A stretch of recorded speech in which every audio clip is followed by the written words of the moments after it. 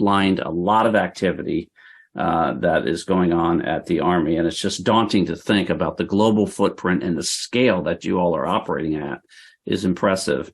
Give us an example of one program you'd like to highlight. Yeah, I mean, from a scale perspective, I typically push back on scale and say, hey, we need to have quality first. Like each one of the things that we've talked about that's scaling, right, has started somewhere that showed value. I'll probably lean in honestly with the mission command work, and I'll hit like maybe a different aspect of what it's done for us that truly opens up the opportunity for scale.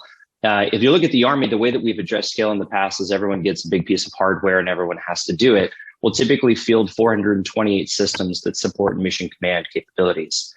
When we talk about our ability to scale, what we saw was every single corps and division had visibility with a actual COP, right? When it came to how they were maneuvering with an exercise that we did just about 9 months ago, simply because of their ability to have network connectivity to a persistent capability running in the cloud.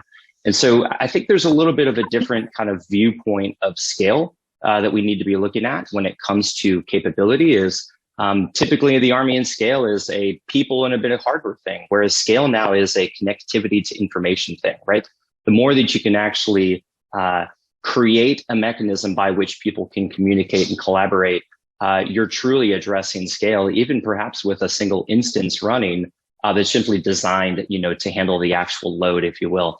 The same was even seen when we talk about people with CVR, right? Going all the way back to the start of COVID. And I think this is what opened people's eyes when it came to cloud computing is simply my ability to give you connectivity from a personal device allowed you to be part of the team. Whereas you physically coming to an environment and being able to log into government furnished equipment, or you physically being issued a laptop in order to connect and share, those are long lead times and those are high constraints. Those are also things that force us to predict the future, right? We want to get the greatest discount possible when we make big bulk hardware purchases. And what that forces us to do is to imagine a future of how many people need access or how many things need to connect.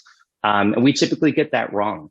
And so I think the value for something like Mission Command as a service is even with a single instance running designed to handle the load, we had the scale and support of an entire corps and its divisions when it came to actually being able to operate within an exercise. And I think it's a better vignette of scale because it changes the dynamic for literally every single system that we can possibly field. Think of how many one-off local deployments exist at every single data center to run something in a data center where connectivity is an imperative, and you can actually host that as a web-based service for all to consume.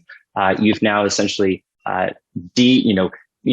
broken down the complexity that just never needed to exist there in the first place, and you've opened up opportunity. So I think Mission Command has been a beautiful vignette that's also allowed us to change how we write requirements.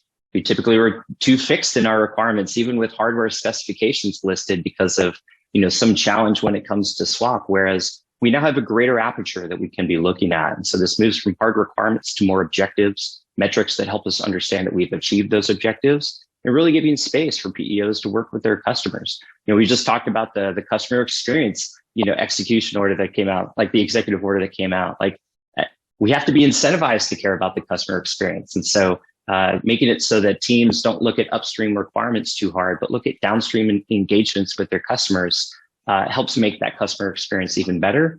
And only, in my opinion, drives better value for the mission.